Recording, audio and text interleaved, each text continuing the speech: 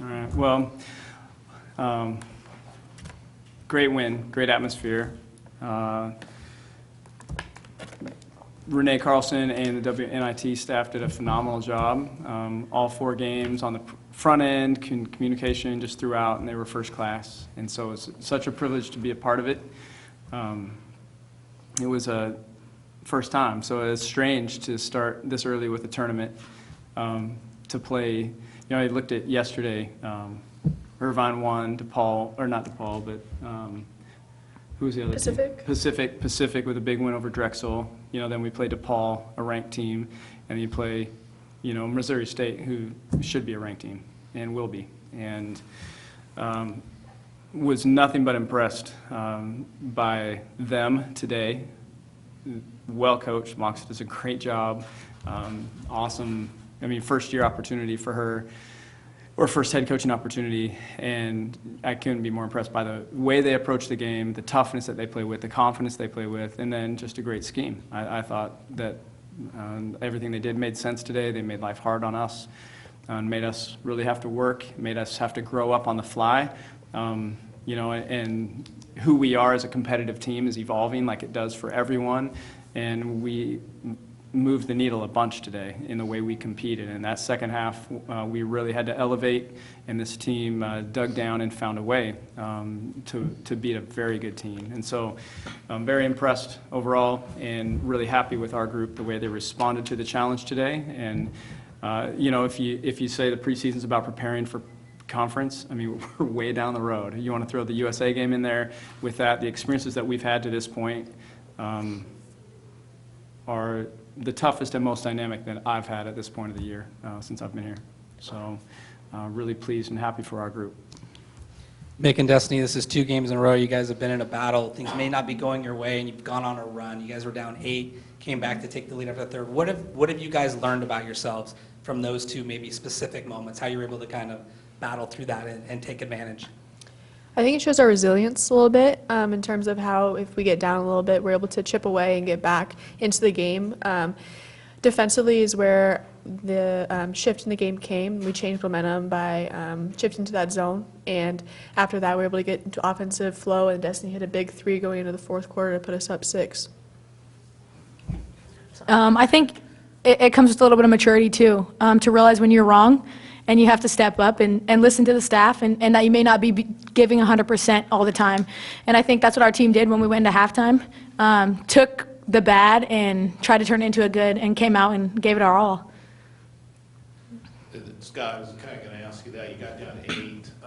What did you see as far as the defense that made you go to what you wanted to do with the zone? Is that something were you just trying something, or did you feel like that was something that was going to? Well, they were so comfortable. You know, I mean, that's what you look at. And I told the team in the first half, they were on pace for 80.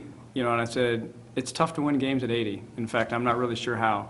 I mean, just to outscore people. That's not ever been our style. It's not been what our program's been built upon. We're usually one of the best defenses in the country, and we make people do what we want them to do, not just follow people around. And we were following them around. We've done that though to this point. I mean, we've given up some big numbers to some great players to this point in our season, and we were on pace for that again. And so, you know, we've got some room to grow, no question, on that end of the floor. And our, you know, they exploited our youth on the inside as well, let alone their guards going. And so something had to change. And so it's a gamble against this team. It was a gamble to go zone. And I don't love our zone yet. We haven't used it a lot, but it was what we needed to do in this game. We needed to take a chance and change momentum. And so when we went to that, put them on their heels. I hadn't seen a stat sheet till I just sat down here. And so they scored 10 points in the third quarter. I think they scored 10 points in the first 2 minutes of the third quarter. So that means they didn't score for a long time. That's all that says. And we held them to 26%. I think if I'm reading that right. You know, in that third quarter, 27% in the third quarter. So the zone changed everything, and then the zone got better, I thought, as the game went on. They executed well late against it, but that was the catalyst. And so when you get stops, basketball gets really easy on the other end.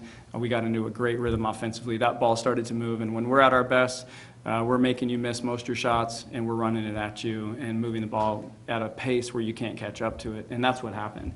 Then the three started falling. The end of the third quarter was awesome. Mick to Destiny, like Mick just mentioned, was a huge shot. Jazz hit a huge shot during that stretch, and then, man, how nice was it to see Kat get going? The place just erupted when that first three in the first half went down, and I thought our execution was as good as it's been to this point. We had very few plays where that we didn't execute correctly, and so it's what you'd expect, I guess, in November as you go. But the zone was, the difference. Destiny, Scott mentioned that run you had. You hit that three-pointer at the end. You didn't play that much in the first half. I think there was some foul trouble, but could you talk a little bit about what you were trying to do in igniting that team? Because I think you had 11 or 13 of your points in the third quarter. I think just come off, and we talked in the locker room, as I said, about coming out stronger, and so we talked about that going out into the third quarter. There's not much I can say. Just get out there, play our offense, do what we need to do, be efficient, try not to foul. Lead them where we want to go. And so that was really just my mindset of just get everyone going, and my teammates found me for some really nice shots. Scott, you've been saying for weeks now that this schedule is better than people think, and we found out today that one of the teams that didn't realize was Missouri State. What is this schedule doing for your team, do you feel like? It's unique. Everybody on our schedule that we've played to this point has picked to win their conference or finish in the top three. And that means they're just a lot of confident teams. They have different styles of play. Irvine had a unique style, and then we go into Pacific, who was gritty and tough and played. They had a scorer that was a non-traditional post. We hadn't seen a post player like that. She puts 30 on us. Then DePaul, there's not many styles like that you're going to see, but it gets you ready for pressure. Like we ended today's game running the press break we used against DePaul. And so all I had to say was DePaul press break, and so because if we don't have that game, we don't have that yet, and so you're just looking for experiences that are unique and different as this whole thing comes together. And so we not only have seen unique styles, we've seen teams that are excellent and coached very well, a lot like our conference. And so I'm pleased with it. And I know from an RPI standpoint, those wins yesterday by those teams were huge for us. We need our opponents to keep winning, of course. And so a couple upsets yesterday, according to some ratings anyway, is encouraging. So Missouri State's going to win a lot of games this year. That's a heck of a team. And so, now we're looking at Southern Utah and then a trip to Miami. And Miami's a ranked team with a first-round draft pick, on their roster. And so it's not going to end here. It's going to continue. Scott mentioned Kat coming back, hitting 4 big threes. For you guys, how good is it for you to see her out there, and how much is she going to elevate what you guys are able to do? I know last year you guys, suffered without her there, but just nice to have her back, and how big of a role is she going to play for you guys this year? I'm super happy to have Kat back. She brings so much energy, so much confidence to our team. How confident she is out there just spreads out to the rest of her teammates. She came in and hit a lot of big threes today and got us momentum when we really needed it. And I'm so happy because I've seen her get up in the morning to go do her rehab and her ups and downs throughout the process, but to have it come through in a game like this is huge. You good? It's awesome just to see her come back. I think we've all kind of seen her go through her ups and her downs with this process. It's not something easy, but to see her come back and not miss one step. She's been awesome in practice since she's been back. She's been awesome in every game, and I'm excited to see where this takes her. She's been done a great job just fighting this and coming out stronger on the other side. Go Beavs. Thank you.